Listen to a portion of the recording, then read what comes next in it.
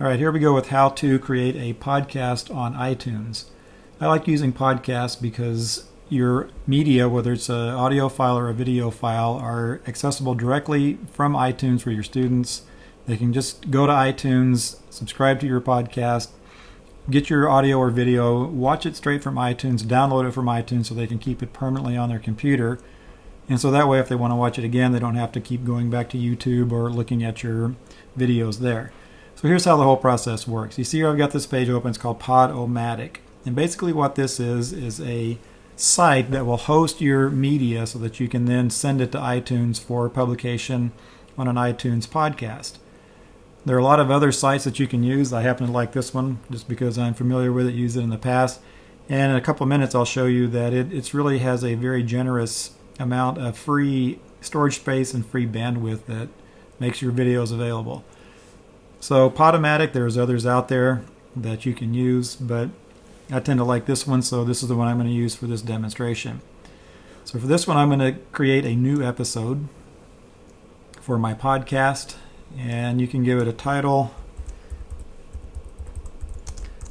So since the video I'm going to use is about a Gregorian chant, I'll call it that. If you want to include a description in here, you can. I'll skip that step for now. And then the next part is we're going to upload a file. So it opens a new window, asks us to select a file. I'm going to upload this little Gregorian chant video, and you can see it starts to upload the file. Looks like it's going to take a few minutes, so we'll wait for that to upload, then we'll come back and see what our next step is to get this thing up and going on your storage site. Alright, we can see that the upload has been completed, so we'll just close this window and go to the next step in getting this thing ready to go for publication. You can upload here on this next step, you can upload some sort of artwork, a photo or something for your new episode. I'm not going to do that, so I skip this step and go on. Then you have some other options here. You can put tags on your podcast. I don't do this because I'm not really wanting to advertise it for other people. iTunes wants a filtering tag, so select none if your episode is appropriate for all audiences. And this is why I like this particular platform, this website. You get 500 megabytes of storage for free and 15 gigabytes of bandwidth per month. So it's a pretty generous amount of stuff for free. Of course, it says Go Pro, and you can pay to get more storage and more bandwidth if you think you're going to be using this a lot. But I find that the 500 megabytes and the 15 gigs of bandwidth has been fine for me when I'm using this. All right, so we're done with this part. We save and continue. I usually unclick this, notify my followers and friends. I don't have any. This is just stuff I'm putting on there for my students. So I'm not trying to advertise anything. So I just click that off. So I'm finished on this page. I go to save and continue.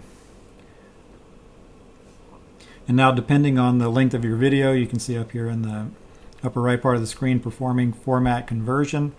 And so it's converting it so that it's ready to go. So that's going to take a couple minutes, and once that's finished, we'll go back in and see how to finish up getting this thing on iTunes so your kids can get access to it.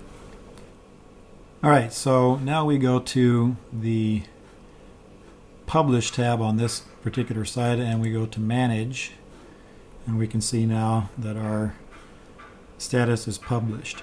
So now we're going to see how we can go and get this on iTunes for our students to access, watch and download from there. So I'm going to go to the iTunes store. So the way I got here is you just open up iTunes, and this little tab gets you either to your own music library or your own library for whatever you've got here, or you click on this tab, get to the iTunes store. And I go to the Podcasts tab here on this top menu. And then we want to scroll down here, looking on the right side, and there's some podcast quick links here. And what we want to do is submit a podcast. Here in this box it says podcast feed URL, and what we need to do is go back to our Podomatic page and we want the RSS feed. It's a little bit confusing. iTunes asks for the podcast URL. What you want is this one. the RSS feed. So we copy that to our clipboard, go back over here to iTunes and paste it in there. And this is what you need to look for at the end. It has to have this RSS2.xml tag on the end of it. That's what iTunes is going to need to recognize that this is a feed from another website. So once we've pasted that into our iTunes box here, we continue. It's going to ask you again for your password. In order to do all this, you have to have an Apple ID. If you don't already have one, it's easy. You can just go to Apple, sign up, usually using your email.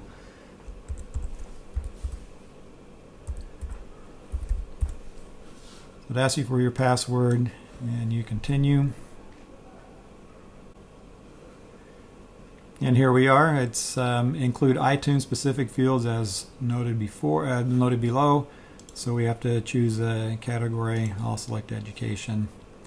That's what it's for. Subcategory K through 12.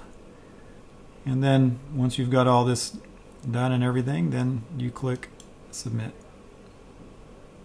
And that's it. So now your feed and everything is set up to iTunes. So what this means now is everything else that you upload on that Podomatic or whatever other hosting website that you want to use, whatever you upload there and store, as soon as you activate it and publish it, it's going to send it to iTunes. Now usually it takes a little while for the videos to show up on iTunes. They don't always show up right away. I've had them take as long as several hours. It's usually within about 15 or 20 minutes they actually show up on iTunes. So while we're waiting for that to happen, I'll go through and now show you how to show your students how to get to your podcast so that they can subscribe to it on iTunes. Okay, here we are back on the iTunes store, and now we're going to show your students how to find your podcast. So we come up here to the search box and you tell them the name of your podcast. Mine is B. Peterman. And just hit return to search for it. Mine came up right away since it's the only thing with B. Peterman. You might need to tell them to search in podcasts if it has a different name, but it comes up all the same. So you can see over here is the podcast that we're looking for. So we can just click on that, and here's the subscribe button. So if you just click subscribe, or have your students click subscribe, what that's going to do is it's going to show up in their just regular iTunes library. So if I go back to the library, notice over here it's starting to download these episodes. So if I go to library now,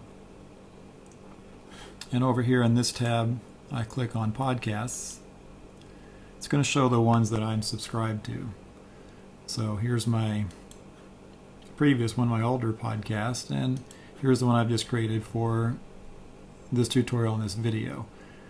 So right now there's nothing there because the computer's in the process of downloading those video files into the podcast. So this is the thing I like about it, is now that once they've downloaded here on your students' computers, they have them accessible at all times. So as long as you have those things posted on your hosting site, the Podomatic one that I showed you, or whatever hosting site you want to use, as long as they're up on there, the students can access them from there and then download them. And so now once they're downloaded to your computer, once you unpublish them or take them off of your hosting site, then they're still available for the students to use on their computer. So I like that because, as I said, Podomatic, even though it's a pretty generous free storage space, if you start posting more and more videos, eventually you'll run out of space. So when you take those down off of there, the kids have downloaded them to their computer, and they can still access all those previous podcasts you've done if they want to go back and refer to them.